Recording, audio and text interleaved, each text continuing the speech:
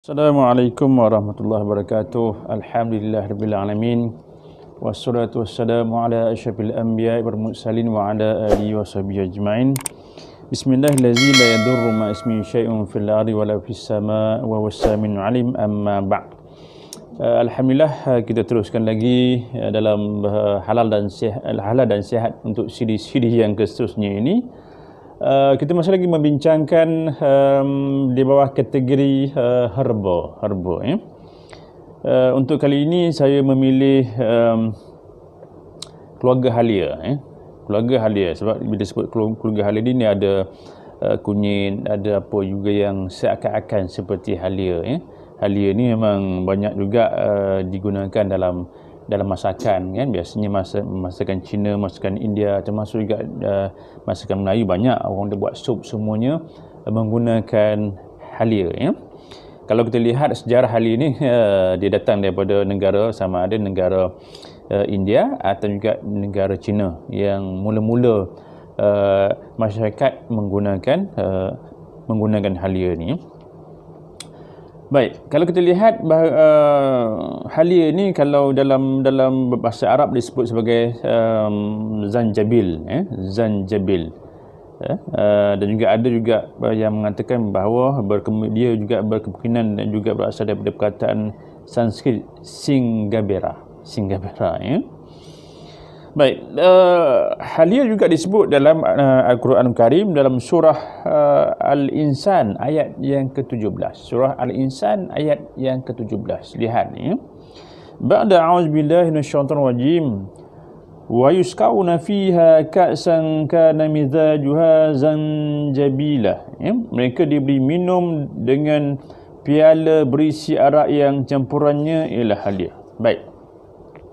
Dalam ayat ini merupakan satu-satunya ayat yang menyebut tentang halia. Dalam surah Al-Insan ayat 17 tadi, satu-satunya yang disebut sebagai halia. Tapi apa yang menariknya, halia tidak digunakan di negara Arab. Kalau kita lihat, rasanya jaranglah kita jumpa orang Arab yang menggunakan halia. Tapi Al-Quran sebutkan perkataan halia. Itulah merupakan mukjizat Al-Quran. Mukjizat Al-Quran. Baik, kalau dalam konteks perkataan, kalau kita lihat disebut sebagai zanjabila, maknanya zanjabil. Zanjabil ini merujuk kepada rasa halia itu sendiri. Sebab itu dalam hal ini Ar-Razi menyatakan bangsa Arab suka meletakkan halia ke dalam minuman kerana itu akan menghasilkan satu bentuk rasa aroma yang menyengatkan. Dia lebih letak dalam minuman, bukannya dalam makanan. Oleh sebab itu Allah menggambarkan minuman ahli syurga dengan sebegitu, kerana semestinya rasa minuman dalam syurga itu pastinya mempunyai kehebatan rasa, ini aroma yang sangat hebat dari segenap aspek. Kalau di sini orang ambil halia ni lebih kepada rasa aromanya. Sebab tu orang suka minum teh halia, kan, teh tarik halia sebagainya, rasa halia tu sendiri. Jadi nak tunjukkan kehebatan minuman halia ini merupakan minuman ahli syurga. Minuman ahli syurga. Sama juga seperti buah-buahan yang kita bincangkan sebelum ini.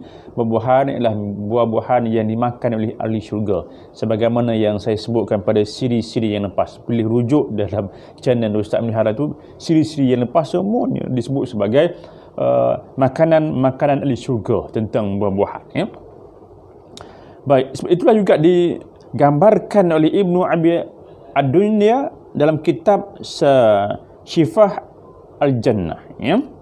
Diriwayatkan daripada Bakhr bin Abdullah Al-Muzani, beliau berkata, sesungguhnya seorang hamba teringin memakan daging di dalam syurga, maka datanglah seekor burung dan bertinggi di hadapannya. Saya berkata, wahai waliullah, aku telah memakan makanan daripada halia, meminum minuman daripada salsabil, dan bermain-main di antara arash dengan al-kursi, maka makanlah aku, yakni makanlah dagingku.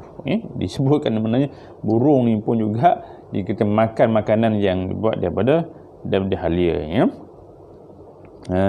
So dalam hal ini juga, selain daripada yang disebutkan dalam Al-Quran tentang zanjabila, juga disebut dalam hikayat 1001 malam yang diceritakan sebagai ubat perangsang dan juga pembangkit syahwat.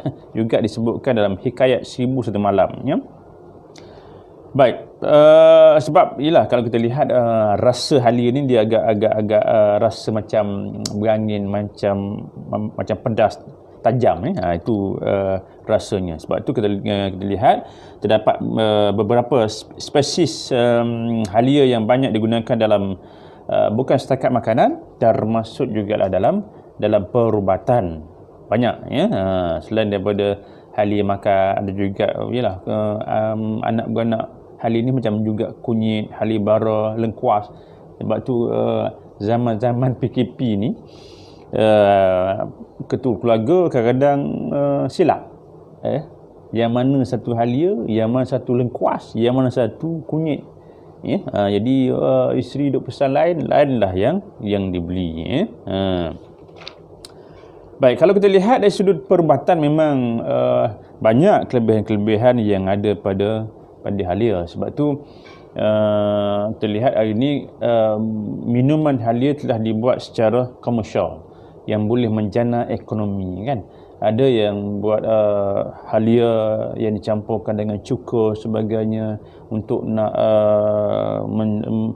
melancarkan perjalanan darah dengan jantung yang sumbat. Tu antara ikhtiar-ikhtiarnya. Sama juga dia di sini orang kata bahawa boleh bila minum teh halia, air halia ni dia boleh angin boleh menyebabkan angin keluar. Baik, termasuklah di sini disebut sebagai orang yang badan masuk angin, maknanya ambil halia bara, dijemur sehingga kering, direbus dengan 3 gelas air dan juga dibiarkan mendidih sehingga airnya tinggal segelas. Kemudian setelah sejuk, tapislah dan juga minumlah air itu. Boleh, ya. Di samping juga yang lain kalau kita lihat banyak, ya, cirit-biritnya dan juga sebagainya. Dan juga hari ini halia sebagai salah satu daripada bahan ramuan untuk ubat-ubatan tradisional juga dibuat daripada sumber halia, ya. Jadi kalau kita lihat banyak manfaat juga kalau kita ambil letakkan halia, sama ada dalam makanan, termasuk juga dalam perubatan. Di samping juga halia juga disebut oleh Allah Subhanahu Wa Taala sebagai minuman ahli syurga, minuman ahli syurga, selain daripada ialah kalau kita lihat juga disebutkan sini untuk nak luka yang berdarah. Contohnya dia kata ambil halia sebesar jari, dicuci lalu diparut, letakkan parutan halia pada bahagian yang luka. InsyaAllah antaranya boleh juga mengeringkan juga menyembuhkan luka itu. Di samping juga disebutkan banyak kudis-kudis, ya. Ambil sedikit halia yang dikupas, ditumbuk, dicampurkan dengan sedikit madu, lalu ditampal pada kudis. Ini kudis yang teruk lah, ya. Balutkan dengan kain. Perahan air halia yang dicampurkan madu ini juga perlu diminum pada waktu pagi dan juga petang. Boleh diletakkan pada kudis. Ada juga dengan campuran halia dan juga madu tadi itu boleh kita minum sebagai satu usaha kita nak sembuhkan, ya. Itu antara kelebihan-kelebihan yang ada yang boleh kita kongsikan untuk khasiat-khasiat yang ada pada halia, dan juga termasuk juga lah kita lihat sup juga banyak menggunakan halia. Termasuk juga lah orang Terengganu, kan. Orang Terengganu ikan singgang juga banyak juga letakkan halia. Sebab halia ni banyak manfaat. Jadi beramallah dengan halia, insya-Allah adalah kebaikannya itu, ya.